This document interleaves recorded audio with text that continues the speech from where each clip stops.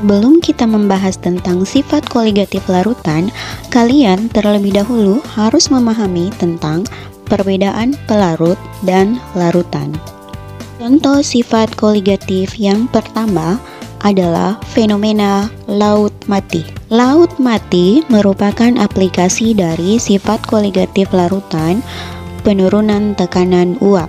Kadar garam yang terlarut di dalam laut mati sangat tinggi.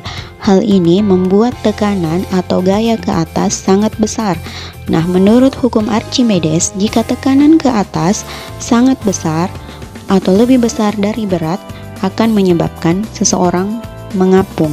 Nah, inilah yang menyebabkan orang yang tidak pintar berenang sekalipun bisa mengapung di laut mati.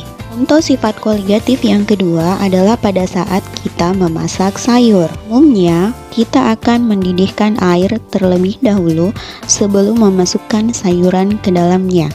Nah, pada saat sayuran dimasukkan, air tiba-tiba berhenti mendidih. Hal ini terjadi karena pada saat sayuran dimasukkan, garam mineral, vitamin, dan serat yang ada pada sayur akan terlarut ke dalam air. Hal ini akan meningkatkan titik didih air, sehingga air sesaat akan berhenti mendidih. Barulah pada saat titik didihnya tercapai, kuah sayur akan mendidih kembali.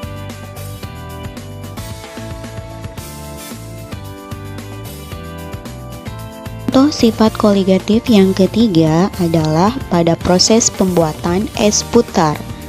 Pada pembuatan es putar, ditambahkan garam dapur pada lapisan es batu yang ada di luar wadah adonan es krim. Nah, tujuannya agar titik beku es batu akan turun, sehingga es batu perlahan akan meleleh.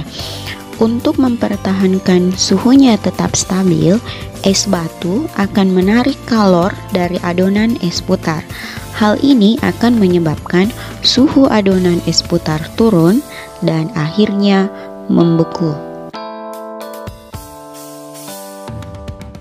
Contoh penerapan sifat koligatif yang terakhir adalah pada proses pembuatan ikan asin. Proses pembuatan ikan asin ditambahkan garam. Hal ini bertujuan untuk meningkatkan tekanan osmotik. Hal ini dimulai dari cairan intrasel ikan yang bersifat encer.